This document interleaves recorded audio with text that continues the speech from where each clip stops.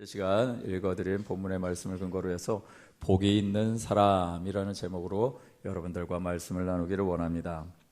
여러분들이 읽으신 시편 1편은요 시편 150편 전체의 시작이고 서론입니다. 어떤 책이든지 또 연설문이든지 서두는 그 책이나 연설의 시작을 여는 것뿐만 아니라 그 전체의 내용을 안내하고 또 주제를 제시하기도 합니다. 이 시편 1편은 복에 대해서 말씀하고 있습니다. 시편의 서론인 1편이 어떤 사람이 진정으로 복 있는 사람인지를 규정하고 있다는 것은 의미가 깊다고 할 수 있을 것입니다. 모든 인간은 복받기를 원합니다. 사람들은 복을 대부분이 장수와 또 건강, 부와 명예 등으로 생각합니다. 예, 맞습니다. 당연히 복이죠. 성경도 이런 종류의 복에 대해서 간과하지 않았습니다. 하나님은 우리들이 이런 복을 받고 누리고 살기를 원하시는 줄 믿습니다. 그리고 성경의 인물들 중에 종종 복된 삶을 살았다는 것을 말씀하실 때 이런 종류의 복을 주시는 것을 보기도 합니다. 저와 여러분들이 잘 아는 대표적인 인물이 있다면 바로 솔로몬 왕일 것입니다. 그러나 하나님은 이러한 복의 개념을 초월해서 더 깊고 더 높은 차원의 복에 대해서 말씀하고 있습니다. 시편 1편은 그 대표적인 말씀으로 영원하며 진정한 복이 무엇인지, 이것을 위해서 어떤 선택을 하며 살아야 하는지를 통찰하도록 합니다. 시편 1편이 복에 대해 말씀하고 있으니 시편 전체가 복을 주제로 한다라는 뜻은 아닙니다. 우리는 시편 1편에서 복에 대해서 뭐라고 말씀하고 있는지를 깊이 상고해 볼 필요가 있습니다. 그 의미를 깊이 묵상해 보면 과연 시편 전체가 무엇을 말하고 있는지 알 수 있게 될 줄 믿습니다. 시편 1편은 의인과 악인, 이들이 받을 복과 심판의 기준이 오직 하나님께 있다라고 말씀하고 있습니다. 모든 복의 기준은 야훼 하나님이라는 것이지요. 그러므로 복받기를 원하는 사람들이 있다. 그러면 야훼 하나님과의 관계가 바른지를 점검해야 될 줄 믿습니다. 인간의 모든 삶의 우선순위가 야훼 하나님이어야 한다는 것을 말씀하고 있는 줄 믿습니다. 오늘 시편 1편 말씀을 통해서 진정한 복의 개념이 무엇인지 생각해 봄으로 하나님과의 관계를 다시 한번 올바르게 정립하게 되시는 저와 여러분 되시기를 주님의 이름으로 축원드립니다. 첫째, 복 있는 사람이 선택할 일이라는 것입니다. 시편 1편의 시작은 원어로 보면 감탄문으로 시작합니다. 원래 뜻은 이렇습니다.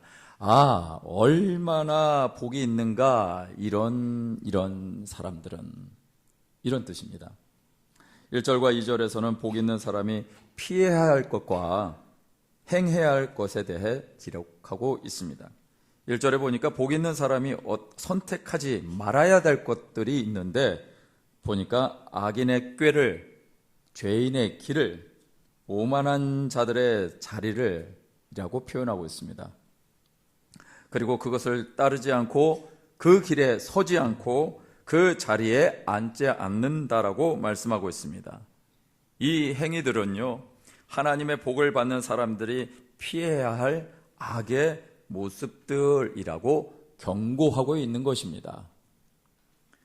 먼저 악인의 꾀를 따르지 않는다는 것은 악인들이 세우는 모략과 계획을 삶의 방식으로 살지 말라는 것입니다. 성공을 위해서 또 보다 빠른 길처럼 보이는 부정한 방법을 택하지 말라는 것입니다. 또 죄인의 길에 서지 않는다는 것은 하나님께서 제시하신 삶의 방향에서 벗어나지 말라는 것입니다. 그 길에 서 있다는 것은 이미 그 행동이 구체화되어 있는 상태인 것이죠. 오만한 자리에 앉지 않는다는 것은 앞에서 말한 악인이나 죄인보다 더 깊은 악한 상태의 사람으로 하나님을 조롱하고 그 뜻대로 살아가는 사람들을 비웃기도 하고 그들이 하나님을 떠나도록 유혹하는 자라는 것입니다. 앉았다는 것은 그 깊은 죄악의 상태를 아주 오래 유지하고 있는 것을 말합니다. 여기에서 우리가 주의해서 봐야 할 것은요, 동사가 있는데 따르다, 서다, 앉다라는 단어입니다. 죄는 일단 따르게 되면 그 길에 들어서 서 있게 되고 그러면 그 자리에 아예 앉아버리게 됩니다. 즉 죄는 방치하면 수렁과도 같다라는 것입니다. 그래서 점점 더 깊이 빠져들게 되어지는 속성이 있습니다. 죄를 따르고 싶을 때 빨리 돌이키시는 저와 여러분 되시길 주님의 이름으로 축원드립니다. 죄의 길에 서 있을 때 더 힘써 돌이키시기를 주의 이름으로 축원드립니다. 죄의 자리에 앉아 있다면 목숨 걸고 일어나야 할 줄 믿습니다. 이 과정에서 하나님의 뜻이라면 세속적인 복까지도 내려놓을 수 있어야 한다라는 것입니다. 마가복음 8장 34절 말씀에 보니까 무리와 제자들을 불러 이르시되 누구든지 나를 따라오려거든 자기를 부인하고 자기 십자가를 지고 나를 따를 것이니라 라고 말씀하고 있습니다. 마태복음 19장에 한 부자 청년이 예수님께 나와서 영생을 얻는 방법에 대해서 묻습니다. 그랬더니 예수님이 말씀하시죠. 계명을 지키라고. 그랬더니 그 청년이 얘기합니다. 내가 다 지켰습니다. 예수님이 그 대답에 더 큰 요구를 하십니다. 소유를 다 팔아서 가난한 자들에게 주고 너는 나를 따르라고 하십니다. 그랬더니 그 청년이 마태복음 19장 22절에 어떻게 행동하는가 말씀으로 보여집니다. 함께 읽겠습니다. 시작. 그 청년이 재물이 많음으로 이 말씀을 듣고 근심하며 가니라. 재물에 대한 미련을 버리지 못하는 것이죠. 반대로 세리 삭개오는요, 예수님을 만난 후에 자기의 죄를 회개하고 부정하게 모은 재물의 반을 가난한 자들에게 나눠주고 또 속인 것에 대해서 4배나 갚겠다라고 각오와 선포를 합니다.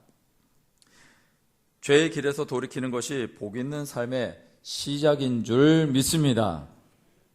또한 2절에 보니까 복 있는 사람이 선택할 것은 하나님의 말씀을 기꺼이 따르는 것이라고 말하고 있습니다. 시편 119편 173절의 말씀 함께 읽겠습니다. 시작. 내가 주의 법도들을 택하여 싸우니 주의 손이 항상 나의 도움이 되게 하소서. 아멘. 우리가 선택할 것, 우리가 택해야 될 것은 바로 주의 법도들인 줄 믿습니다. 복과 패망의 기준은 하나님의 말씀에 대해서 어떤 태도를 가지느냐에 달려 있다라는 것입니다. 성경 말씀을 대하는 태도가 바로 저와 여러분들이 하나님에 대한 태도가 될 줄 믿습니다. 여러분 생명의 삶 보고 계십니까? 할렐루야. 갑자기 얼굴이 또 어두워지십니다. 생명의 삶을 저희가 원래 한 80부 정도 나갔었거든요. 그런데 지금 150부를 신청했는데 그게 다 나갔어요. 여러분 찾고 싶으셔도 기회가 없으십니다. 할렐루야. 그러니까 이제 나는 생명의 삶 안 해도 된다. 자유다. 이러시면 아니 되옵니다. 여러분 기회를 또 드리겠습니다. 다음 달에 기회를 드리겠습니다. 그렇다고 다음 달까지 미룰 것이냐? 감사하게도 주보에 본문이 다 나와 있습니다. 그러니 여러분 빠져나갈 구멍이 없으십니다. 반드시 말씀 가운데 여러분들 들어가시길 바랍니다. 왜냐하면 여러분 저와 여러분들이 누군가를 만나더라도 반드시 그 만남의 자리에 대화가 있어야 될 줄 압니다. 만났는데 뻘쭘하게 있는 것처럼 힘든 것도 없습니다. 제가 언젠가 행복한 여행에 대한 말씀 드린 적이 있습니다. 정말 행복한 여행, 정말 빨리 가는 여행, 그런 여행을 말씀을 드렸는데, 예를 들었더니 그 가장 중요한 것은 나와 누가 함께 가느냐에 따라서 그 거리가 달라지게 되더라는 것, 한번 말씀드린 적이 있었습니다. 여러분, 하나님과 함께 있는데 뻘쭘하게 그지없다면 여러분의 상태는 거기까지입니다. 하나님의 말씀을 가까이 하는 것이, 그래서 그 말씀에 대해서 여러분들이 느끼고 있는 것이 여러분들이 성경 말씀을 대하는 태도고 하나님을 대하는 태도인 줄 믿습니다. 일주일 동안 가만히 모시고 계시지 마시고, 여러분의 삶 가운데 대책 없이 사지 마시고, 덮어놓고 살지 마시고, 펼쳐놓고 사시는 은혜가 있게 되시길 주의 이름으로 축원드립니다. 하나님의 말씀은요, 참과 거짓의 기준이 분명합니다. 타협도 중간도 회색 지대도 없습니다. 마귀는요, 이 타협과 중간과 회색 지대로 우리를 유혹합니다. 더욱 분별이 필요한 시대에 우리가 살고 있습니다. 오직 하나님의 말씀이 저와 여러분들의 즐거움이고, 또 하나님의 말씀을 따르는 것이 저와 여러분들의 모습이고, 그리고 그대로 살고자 하는 것이 저와 여러분들의 모습인 줄 믿습니다. 2절 말씀을 한번 읽겠습니다. 시작. 오직 야훼의 율법을 즐거워하여 그의 율법을 주야로 묵상하는도다. 아멘. 우리 하나님의 말씀을 즐거워하는 것이 우리들의 본 모습인 줄 믿습니다. 그리고 주야로라고 말씀이 나오고 있는데, 이 말씀은 밤낮 하루 종일 뜻도 당연히 있겠지요. 그러나 더 큰 의미는 우리의 삶 가운데 일생 동안이라는 의미가 있습니다. 일생 동안 하나님의 말씀을 늘 새기시고 또 생각하시고, 그 말씀 안에서 말씀을 내 삶에 녹아지도록 실천하시는 저와 여러분 되시기를 주님의 이름으로 축원드립니다. 이것이 복받는 삶의 사람들의 선택인 줄 믿습니다. 두 번째는요, 말씀으로 열매 맺는 삶입니다. 말씀대로 살았을 때 주시는 축복을 경험한 사람은 기쁨이 얼마나 큰지 알기 때문에 그 말씀을 가지고 있는 자들은 세상으로 돌아가지 않습니다. 할렐루야! 말씀의 기쁨을 안 자들은 세상으로 돌아가지 않습니다. 이런 삶이 저와 여러분들의 삶의 모습인 줄 믿습니다. 어저께 교사 학부모 세미나가 있었습니다. 이런 자리에는 꼭 오시길 바랍니다. 얼마나 은혜가 됐는지 모릅니다. 그리고 초청된 강사 목사님이 말씀하시는데, 여러분 그 사이다라는 표현 아십니까? 요즘에 유행하는 단어입니다. 속 시원하게 말하는 사람을 사이다 같다라고 얘기를 하는 것 같습니다. 그런데 그분이 그러시더라고요. 어정쩡하게 사니까 하나님의 약속된 축복을 받지 못하는 거라고. 여러분 어떠십니까? 마음에 공감이 되십니까? 한번 목숨 걸고 하나님 말씀대로 살아보라고 그렇게 막 강하게 외치시더라고요. 그분이 그럴 수밖에 없는 것이 삶의 자리에서 하나님의 역사를 경험을 많이 하셨더라고요. 특별히 그분은 이제 학생들을 많이 가르치고 이끌었던 분입니다. 근데 자기 학생 중에 그런 기억에 남는 학생이 있는데, 문제아였는데 이 아이가 교회 신앙생활 모태 신앙임에도 불구하고 교회에서 그렇게 썩 좋지 않은 영향을 끼쳤나 봅니다. 그런데 그 아이가 하나님의 말씀이 들어가니까 변화됐답니다. 그래서 하나님의 말씀대로 살아보겠다고 그렇게 결단을 했는데, 어느 날 이 아이가 사고가 났는지 다리가 똑 부러졌습니다. 다리가 부러져도 아주 똑 부러졌나 봅니다. 그래서 기부스를 크게 하고, 그리고 병원은 신세를 지고 있는데, 주일 예배를 드리려고 하니까는 기부스한 다리를 질질 끄고 왔더랍니다. 그래서 왜 왔냐 그랬더니 주일날 빠지지 말라며요.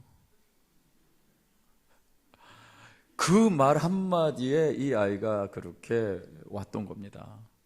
주일날 빠지지 말고 하나님 앞에 예배드려라. 그 교회는 고3을 위해서 예배를 7시 반에 만들었답니다. 그런데 그 아이들이 10시 반 예배가 있고 7시 반 예배가 있는데 어느 예배가 당연히 많을까요? 10시 반 예배가 당연히 많겠죠. 근데 1학년, 2학년 애들이 10시 반 예배를 드리는데 3학년만 7시 반에 와가지고 예배를 일찍 드리고 공부해라 이거였습니다. 그런데요, 이게 뒤집어져 버렸습니다. 처음에 12명으로 시작했던 아이들이 고등학교 3학년 12명이 시작했던 예배가 나중에 150명으로 됐다고 하더라고요. 일찍 와서 예배 드리고 공부하러 가려고? 아니요. 예배 시간이 3시간이었답니다. 예배 시간이 3시간인데 그 아이들이 오는 거예요. 고3 아이들이. 하나님 앞에서 주의를 지키겠다고. 말씀이 들어가고 말씀대로 살려고 하니까 그 한 시간, 한 예배 하나를 위해서 아이들이 목숨 걸고 나오는 아이들이 생기더라는 것입니다. 이 시대 저와 여러분들이 바로 그런 예배자가 되시길 주의 이름으로 축원드립니다. 말씀대로 산 사람들은요, 하나님이 책임져 주십니다. 믿으십니까? 제가 제 얘기를 하면 안 될 것 같아서 그냥 넘어가겠습니다. 저야말로 할 수 있는 것이 아무것도 없는 사람입니다. 그냥 하나님 말씀 붙잡고 산 것밖에 없습니다. 많은 사람들이 저를 보고 유 목사가 이런 얘기를 합니다. 전화 걸어서 굉장히 의아하다는 얘기를 합니다. 근데 답해 줄 게 없어요. 뭔가 자랑할 게 없어요. 근데 한 가지 자랑할 것이 있습니다. 주님이 하셨습니다. 하나님 말씀 붙잡고 살아가는 자들에게 주님이 하셨다라는 놀라운 역사를 만들어 내시더랍니다. 이것이 하나님께서 말씀대로 살아가는 사람들에게 책임져 주시는 하나님의 놀라운 축복인 줄 믿습니다. 복 있는 사람은요, 하나님의 말씀에 합당한 열매를 맺는 삶을 살게 됩니다. 마태복음 7장 17절의 말씀을 보니까 이와 같이 좋은 나무마다 아름다운 열매를 맺고 못된 나무가 나쁜 열매를 맺나니 20절에는요, 그러므로 그들의 열매로 그들을 알리라 라고 말씀하고 있습니다. 오늘 본문 3절에도요, 말씀을 청종하여 사는 의인들의 삶을 시냇가에 심은 나무로 비유하고 있습니다. 그 나무는 철을 따라 열매를 맺고 그 잎사귀가 마르지 않는다고 말씀하시는데 이것은 생명과 번영과 형통의 축복인 줄 압니다. 그러나 우리가 잊지 말아야 할 것이 있습니다. 진정한 형통은 사람의 기준에 있지 않습니다. 잠언 24장 1절에 보니까 너는 악인들의 형통함을 부러워하지 말며 그와 함께 있으려고 하지도 말지어다. 창세기 39장 1절은 요셉이 노예로 팔려가 겪게 되는 내용이 나옵니다. 그곳에서 보니까 시기 질투한 형들에 의해서 애굽 사람 보디발의 집에서 종살이하는 요셉에 대해서 하나님이 이렇게 말씀하십니다. 창세기 39장 2절 말씀입니다. 함께 읽겠습니다. 시작.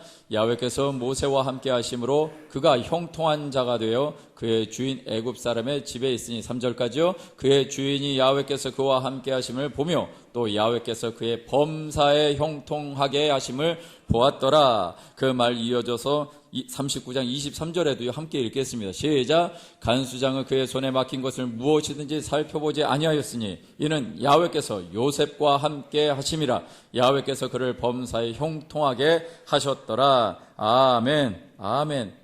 지금 보니까 요셉의 처지와 상황은 무엇이냐면 노예로 팔려간 것이었고, 지금 또 거기에서 열심히 하고 최선을 하고 충성되게 일을 했는데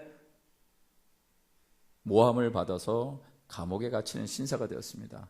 그런데 이 두 가지 상황이 있을 때마다 하나님이 보시고 말씀하시는 것은 무엇이냐? 형통했다라고 말씀하고 있더라는 것입니다. 하나님의 말씀에 근거한 열매는 좋은 열매입니다. 이것이 형통입니다. 악인의 나쁜 열매는 형통이라고 하지 않습니다. 기억하시길 바랍니다.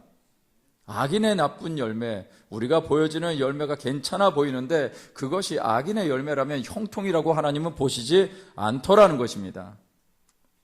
복 있는 사람의 형통은요, 하나님의 말씀에 청종함의 근거를 두는 줄 믿습니다. 신명기 28장은 저와 여러분들 너무나 잘 아는 말씀입니다. 축복과 저주에 대한 말씀이죠. 모세가 가나안 입성 직전 죽기 전에 한 고별 설교 중에 말씀하신 것이 있습니다. 그것이 신명기 28장 1절에서 2절까지의 말씀입니다. 제가 여러분들에게 읽어드리겠습니다.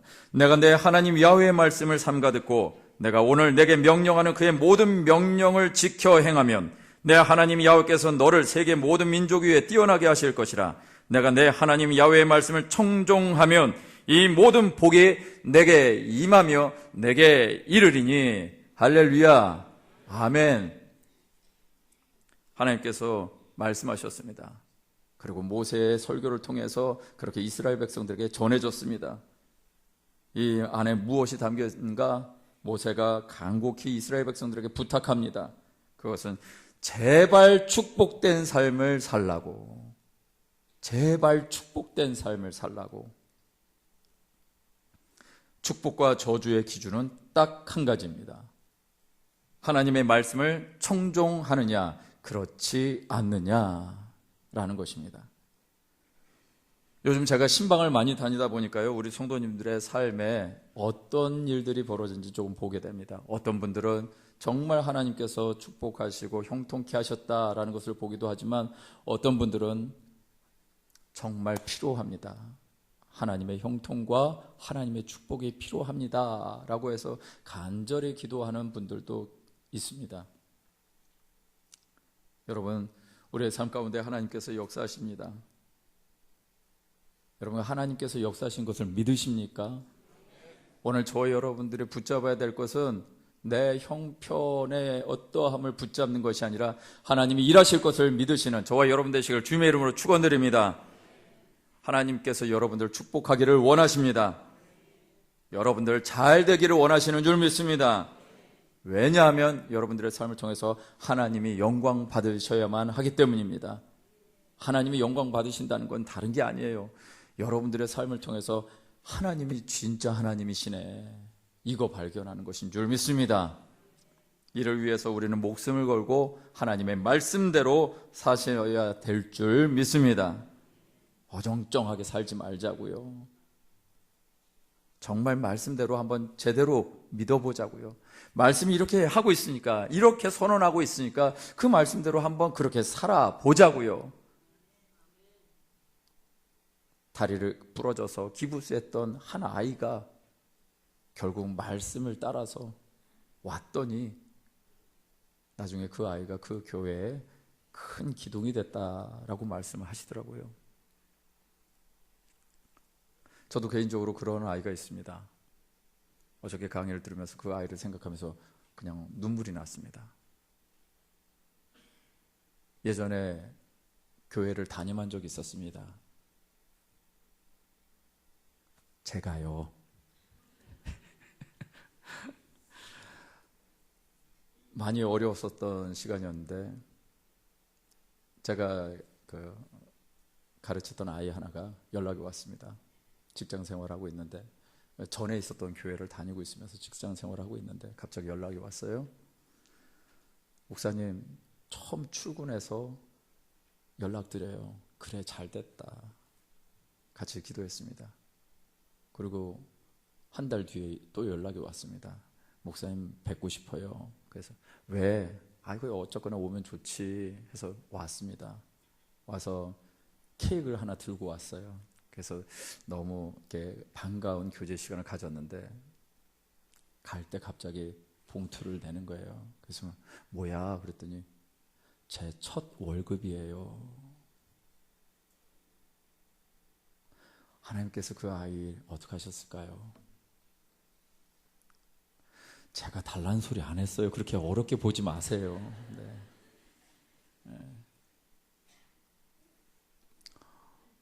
그때 그 다니고 있는 직장에 수석 교사가 돼가지고 있습니다. 혹시나 해서 어저께 확인해 봤어요. 네. 아니에요. 제가 여러분들에게 말씀드리고자 하는 것은 이런 일을 했으니까 이렇게 복 받는다, 마치 돈 놓고 돈 먹기 얘기하는 게 아닙니다. 이 아이가 하나님을 경외함으로 교회를 섬기고 하나님의 뜻을 이루어가는 것, 그걸 순종하고 말씀대로 살았더니 하나님께서 정말 책임져 주시더라는 것, 이것을 경험하는 것, 이것이 우리의 삶이라는 것입니다. 저희들 그렇게 안 살겠습니까? 나중에 간증하겠습니다. 개봉 박두. 여러분, 어정쩡하게 우리가 살지 말고 하나님의 말씀이 있다면 그 말씀대로 살아서 하나님께서 어떤 일을 행하시는지 경험하시는 저 여러분 되시기를 주님의 이름으로 축원드립니다. 세 번째는요, 의인과 악인의 결말이라는 것입니다. 본문 4절에 보면은 악인의 실상에 대해서 바람에 나는 겨와 같다라고 비유하고 있습니다. 악인은 시냇가에 심은 나무가 철을 따라 열매를 맺어야 할 때 열매가 없다라는 것입니다. 겨는요, 시냇가에 깊이 뿌리 내린 나무와는 달리 조금의 바람에도 날아갈 수밖에 없습니다. 즉 악인은 하나님의 말씀대로 살지 않는 사람을 이와 같다라고 말하고 있는 것이죠. 당장은 사람의 눈에 형통하게 보이는 것들이 있습니다. 그러나 말씀의 뿌리가 없으면요, 조금의 시련이 와도 그건 바람에 날려가는 것뿐일 안 되는 것입니다. 속이 텅 빈 쭉정이, 열매가 없는 쭉정이는 결국 심판날에 멸망하는 것입니다. 의인과 악인의 결말, 하나님의 심판날에 극명히 다르게 구분될 것입니다. 할렐루야. 여러분들은 무엇을 생각하고 계십니까? 심판을 생각하시나요? 하나님께서 우리에게 베풀어 주신 구원과 축복을 생각하시나요? 오늘 이 순간 저 여러분들의 머릿속에 무엇이 있느냐가 여러분의 상태일 수도 있습니다. 그것을 놓고 바꾸셔야 됩니다. 마태복음 7장 22절 23절 보니까 그날에 많은 사람들이 나더러 이르되 주여 주여 우리가 주의 이름으로 선지자 노릇하며 주의 이름으로 귀신을 쫓아내며 주의 이름으로 많은 권능을 행하지 아니하였나이까 하리니 그때 내가 그들에게 밝히 말하되 내가 너희를 도무지 알지 못하니 불법을 행하는 자들아 내게서 떠나가라 하시니라. 그리고 이어지는 말씀이 무엇이냐면 24절에 있는 말씀입니다. 이 말씀을 함께 읽겠습니다. 시작. 그러므로 누구든지 나의 이 말을 듣고 행하는 자는 그 집을 반석 위에 지은 지혜로운 사람 같으리니. 아멘. 다시 한번 강조합니다. 나의 이 말을 듣고 행하지 않는 어리석은 자가 바로 불법을 행하는 자들이라고 성경은 말하고 있습니다. 나의 이 말을 듣고 라는 말씀입니다. 이 말씀은요, 내 생각과 내 경험이 아니라 매일매일 주의 말씀 안에 있어야 한다라는 것입니다. 이것이 불법을 행하지 않는 유일한 비결입니다. 나의 말이 없는 자, 이런 자들은 바람에 나는 겨와 같다. 그런데 그것으로 끝나는 것이 아니라 내게서 떠나가라 라는 말을 들을 수밖에 없다라는 것입니다. 부자와 거지 나사로의 결말, 여러분들도 아실 것입니다. 악인의 세속적인 복과 의인의 진정한 복의 차이를 구분해주는 예화이죠. 한 부자는 날마다 호화롭게 살았습니다. 그의 집 대문 앞에는 그 반대로 부자가 던져주는 부스러기를 먹는 거지가 있었습니다. 때가 되어서 둘 다 죽었습니다. 그런데 부자는 음부에 떨어졌고 거지 나사로라고 하는 사람은 아브라함의 품에 안겼다라고 얘기를 합니다. 그런데 부자가 음부에서 그 불꽃 가운데 괴로워하면서 간구합니다.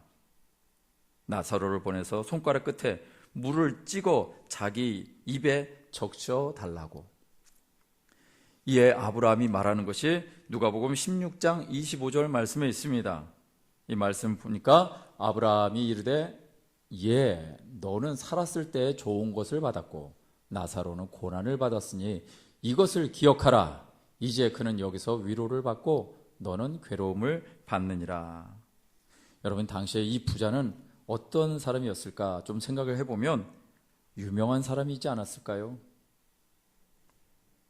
가지고 있는 것, 재력, 권력도 있었을 것 같습니다. 명성도 있었을 것 같습니다.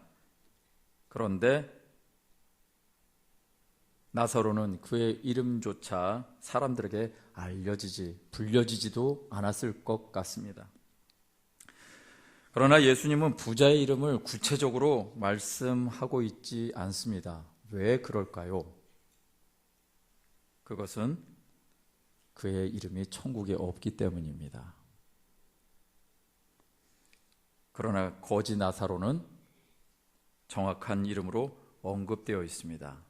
왜냐하면 그의 이름이 천국에 선명하게 새겨져 있기 때문인 줄 믿습니다. 부자가 무조건 죄인인가요? 아닙니다. 여러분, 오해하지 마시길 바랍니다. 부자가 죄인이 아닙니다. 부한 것이 죄가 아닙니다. 문제는요, 그 부를 갖고 있는 사람이 죄인이더라는 것입니다. 부가 죄가 아니라 악이 문제라는 것이죠. 본문 5절에 보면은 악인들은 심판을 견디지 못하며 죄인들이 의인들의 모임에 들지 못한다라고 말씀하셨습니다. 마태복음 3장 12절에 보니까 그런 현상들을 이렇게 비유하고 있습니다. 손에 키를 들고 자기의 타작마당을 정하게 하사 알곡은 모아 곳간에 들이고 쭉쟁이는 꺼지지 않는 불에 태우시리라. 누가 악인인지 누가 의인인지 심판날에 판명될 것입니다. 할렐루야. 여러분들은 의인이 되신 줄 믿습니다. 얼굴 펴시기를 주님의 이름으로 축원드립니다. 여러분들은 의인이십니다. 우리가 의인 될 수 있는 유일한 조건은 한 가지밖에 없습니다. 예수 그리스도이십니다. 예수 그리스도를 소유한 자만 의인입니다. 그의 말씀이 있는 자가 의인입니다. 우리의 삶의 자리에 엎어지고 넘어지고 속된 말로 자빠지고 코가 깨져도 예수 그리스도를 안에 모시고 있는 자가 의인인 줄 믿습니다. 엄중한 하나님의 공의의 심판에 악인들은 감히 자기 자신을 숨길 수도 없습니다. 이 하나님의 공의는요, 의인에게는 무한한 사랑으로 나타나게 될 줄 믿습니다. 그러므로 하나님의 공의와 사랑은요, 동전의 양면이고 본체는 하나입니다. 말씀대로 살아가는 의인은 알곡입니다. 심판날에 하나님의 곳간에 들게 되시는 저와 여러분 되시기를 주님의 이름으로 축원드립니다. 오직 예수 그리스도 의지하며 살아가는 의인된 알곡된 저와 여러분 되신 줄 믿습니다. 말씀을 마무리 짓겠습니다. 시편 1편은요, 복 있는 사람으로 시작하여 악인의 멸망으로 끝납니다. 6절 말씀 우리 함께 읽어볼까요? 시작. 무릇 의인들의 길은 야훼께서 인정하시나 악인들의 길은 망하리로다. 할렐루야. 이 말씀대로 이루어지는 줄 믿습니다. 대답이 적으시군요. 할렐루야. 이 말씀대로 되어지기를 주님의 이름으로 축원드립니다. 아멘. 아멘. 여기서도 우리는 어디에만 집중하면 돼요? 뒤에 거 집중하지 마시길 바랍니다. 뒤에 거를 집중하지 않을 수 있는 근거는 우리 안에 예수님이 있고 예수님이 있는 자들을 하나님이 어떻게 보신다? 인정하시더라는 것입니다. 저와 여러분들이 하나님이 인정하신 사람들입니다. 무엇 붙잡고 있으면 예수 그리스도와 그의 말, 내 말이 있는 자를 하나님께서 인정하고 그리고 축복으로 역사하실 줄 믿습니다. 오늘 말씀에 보니까 무릇이라는 단어가 있는데 그것은 결국입니다. 앞에 이런저런 이유로 해서 결국은 의인의 길은 야훼께서 인정하실 것이고 악인의 길은 망한다라고 결론을 짓고 있습니다. 의인들의 길은 인정하신다고 하였는데 인정한다고 하는 것은 다른 게 아닙니다. 의인들은 누구와 친할까요? 하나님과 친하게 되어 있습니다. 그리고 하나님과 친한 사람은 삶의 보장이 이루어집니다. 여러분들의 삶 가운데 어려운 일이 있으십니까? 그럴 때마다 여러분 원망하거나 불평하지 않게 되시길 주님의 이름으로 축원드립니다. 왜요? 여러분들 자녀들이 와가지고 엄마 때문에 내가 이 꼴이야, 아빠 때문에 뭐가 해준 거 있어, 그래 버리면 여러분 어떻게 하고 싶어요? 죽이고 싶겠죠. 아마 그럴 겁니다. 여러분, 근데 우리 하나님 앞에서 그런 거예요. 하나님께서 우리를 만들어 주셨고 우리를 죄에서 속량해 주셨고 하나님의 자녀를 삼아 주셨는데, 어느 순간인가 보니까 나의 조그만 연약함이 있으면 그것 때문에 하나님 앞에 원망하는 것입니다. 여러분, 원망하면 원망할 일밖에 안 생깁니다. 원망하지 마시기를 주님의 이름으로 축원드립니다.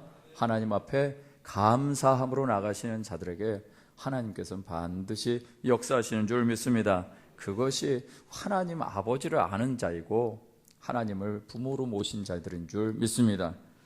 여러분,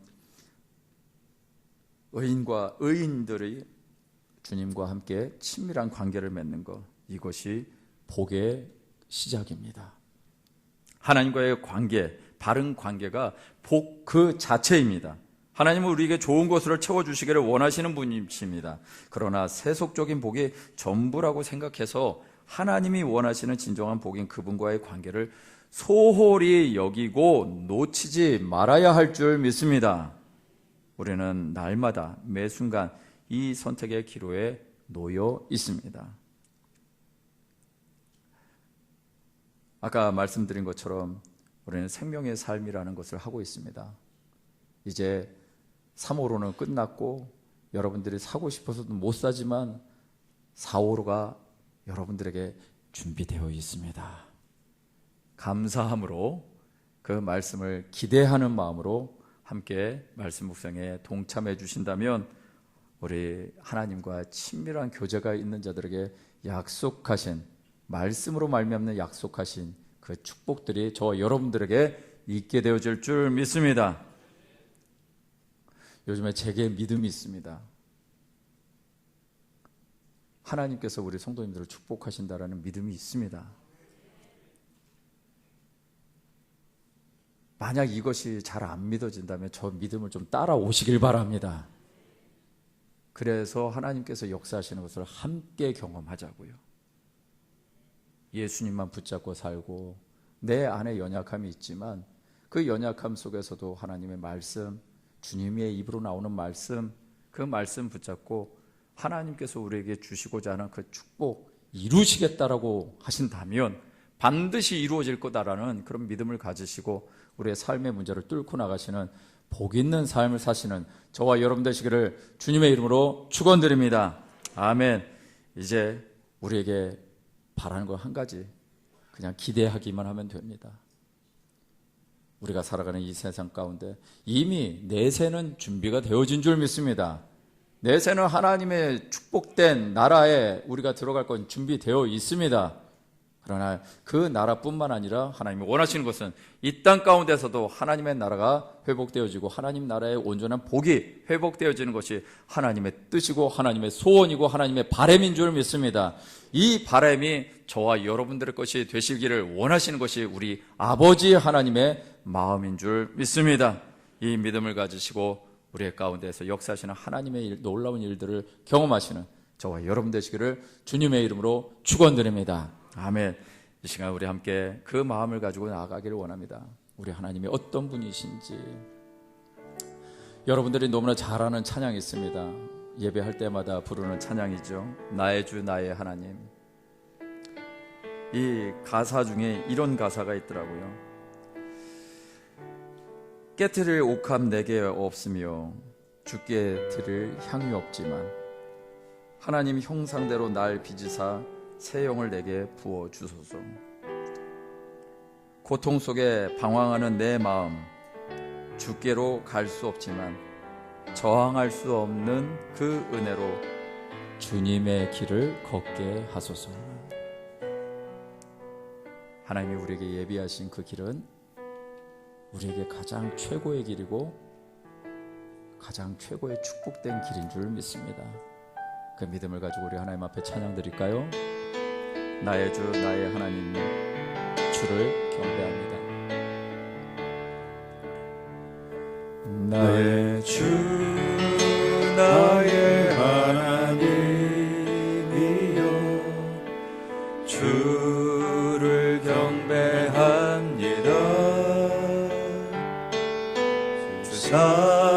사랑하는 나의 마음을 주께서 아시나이다. 나의 주 나의 하나님, 나의 주 나의 하나님이여,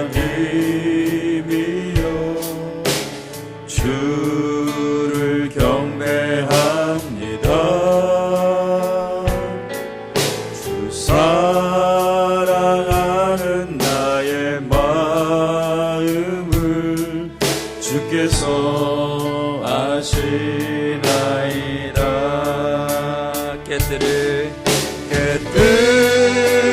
옥함 내게 없으며 주께 드릴 향유 없지만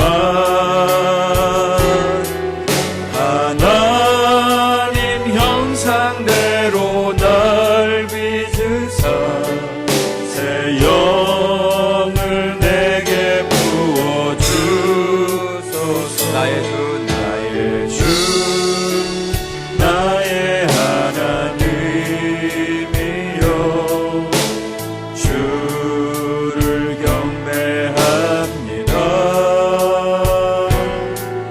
주 사랑하는 나의 마음을 주께서 아시나니. 고통 속에 방황하는 내 마음, 고통 속에 방황하는 내 마음, 주께로 갈 수 없지만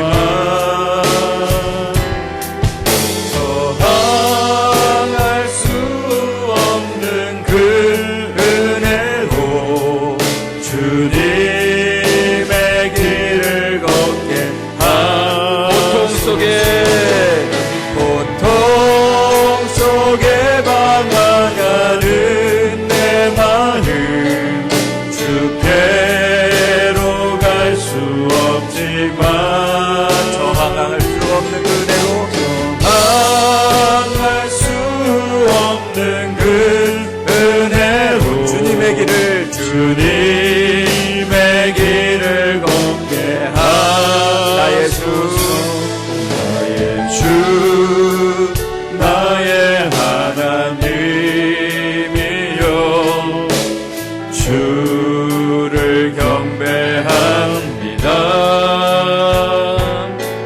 주 사랑하는 나의 마음을 주께서 아시나이다. 이 시간 우리 한번 눈을 감으시고 하나님 앞에 기도하며 나가실 때 하나님, 복된 삶의 선택이 나의 삶 가운데 온전히 이루어지기를 원합니다. 말씀으로 말미암는 열매 맺는 삶이 이루어지기를 원하고, 하나님이 주신 축복된 삶을 인정받는 우리 모두가 되어질 수 있도록 역사해달라고, 우리의 삶의 문제를 뚫고 나갈 수 있는 은혜가 있게 해달라고 주여 한번 부르시며 동서로 기도하며 나갑니다. 주여! 살아계신 하나님 아버지, 하나님 이 시간도 하나님의 역사하여 주심을 감사합니다.